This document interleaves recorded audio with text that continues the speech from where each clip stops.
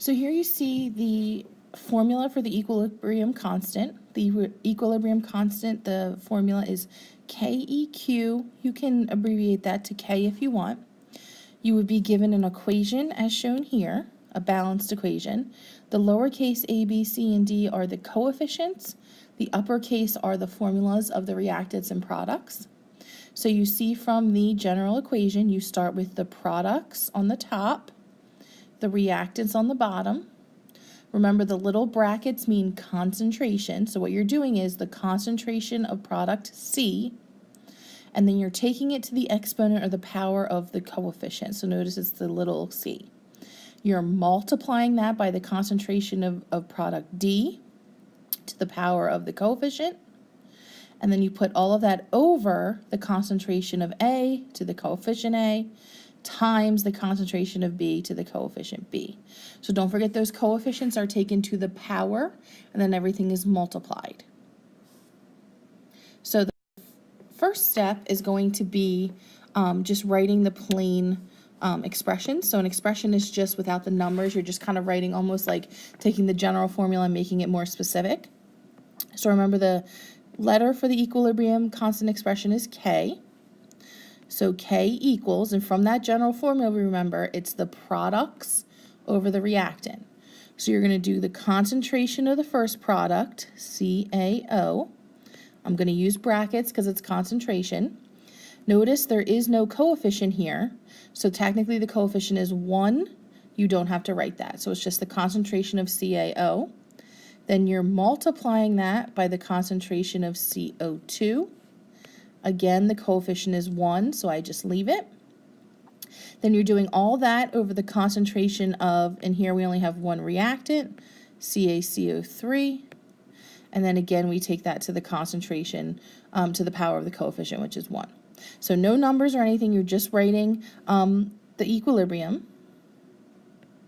So again, I'm going to do part B. Always products over reactants, so you're doing NiCO with parentheses 4. Coefficient again is 1, so I don't put anything. And then you're going to do Ni, and then times CO, and this time we have a coefficient of 4, so we're taking that to the power of 4. So now we're going to take that practice with writing the expressions, and we're actually given, you see here, concentrations. Notice the concentrations are at equilibrium.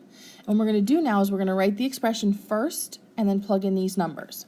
So again, we start with the expression. You need the expression to do any of this, so we're starting with K. Always the products first, so we're doing NH3. And we're taking that to the power of 2 because the coefficient in front of NH3 is 2, right here. Then we're doing the concentration of N2. No power there because it's just a 1, times the concentration of H2 to the power of 3 because of that coefficient. Then from here, you're just going to plug in the numbers that you were given. So the concentration of NH3 we're given here is 0.01, and we're going to remember to square that. For N2, you have 1.50. And for H2, we have 2.00, but we're going to remember to cube that. So remember, these numbers just came from right here. I just take those numbers given in the problem, plug them into the equation. So when I multiply all that out, I'm going to get 1 times 10 to the negative 4th on the top, 12 on the bottom. So when I divide that, I get 8.3 times 10 to the negative 6. Good thing about K is has no unit. It is a unitless number, so it's just that answer. We're going to do the same thing on the next one. Don't get all confused because it has the pluses and minuses. Those are just ions. Everything's the same. We start by writing our particular expression. So we're doing H plus. Coefficient is 1, so we don't write it. F minus over HF. Again, we have all coefficients of 1, so we don't include those.